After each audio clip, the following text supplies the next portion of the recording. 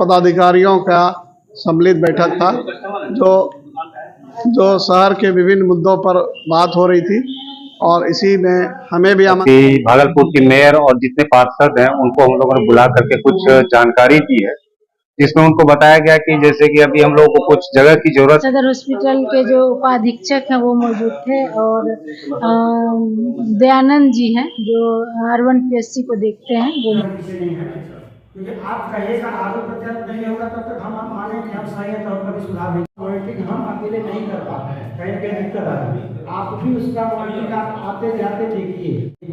और दूसरा है कि कैंप हम लोग लगाते हैं, हम लोग जिसे एक या 2 कैंप लगाते। यदि आपसे तालमेल हो 2 बार 3 बार तो होगा, जो नहीं सुधरेगा उसका अलग उपाय किया जाएगा, तो सुधर गया। ठीक है।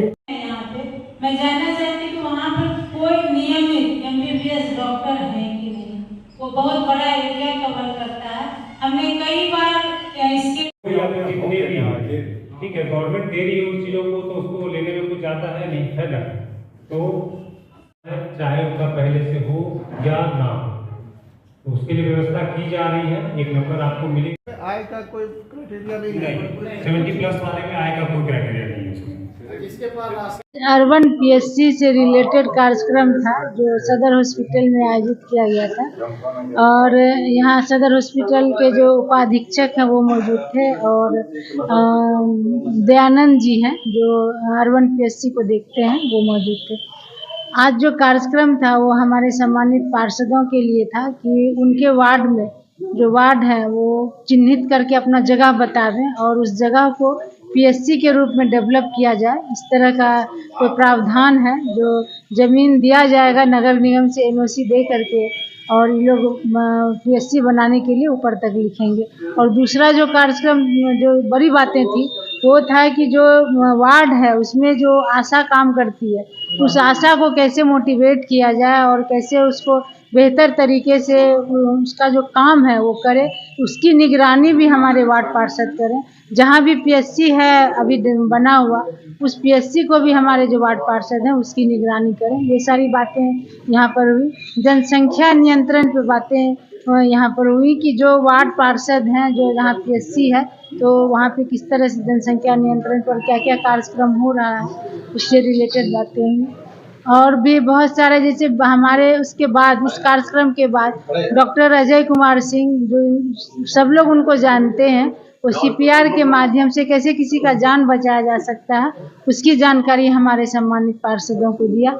और NDRF से भी लोग आए हुए थे, उन्होंने भी इमरजेंसी के टाइम पे कैसे कॉलर बनाया जाता है सर्वाइकल कॉलर उसकी जानकारी दी, कैसे आर्टिफिशियल स्ट्रेचर बनाई जाती है उसकी जानकारी दी। तो इस तरह से हमारे पार्षदों को बहुत लाभ मिला कि क्या क्या कार्यक्रम होता है वार्डों में और हमारे PSC के द्वारा क्या क्या कार्यक्रम होता है। बहुत बहुत मैं धन्यवाद देती हूँ यहाँ के जो आयोजन करता है उपाधीक्षक हैं और जो दयानंद जी हैं जो R1 PSC के बारे में जो बताए उनको बहुत बहुत धन्यवाद। आज सदर अस्पताल में पार्षदों का और हॉस्पिटल के पदाधिकारियों का सम्मिलित बैठक था जो शहर के विभिन्न मुद्दों पर बात हो रही थी और इसी में हमें भी आमंत्रित किया गया मेयर मैडम के द्वारा CPR के लिए। और हम लोगों ने आज यहाँ पार्षदों को और अस्पताल के जो भी पदाधिकारी और कर्मचारी थे उनको हम लोगों ने CPR के बारे में बताया जो कार्डियोपल्मोनरी रिससिटेशन कहलाता है, किस तरह से छाती दबाकर मरते हुए व्यक्ति को जान बचा सकते हैं और उसे अस्पताल तक पहुंचा सकते हैं, इसकी विस्तृत जानकारी दी।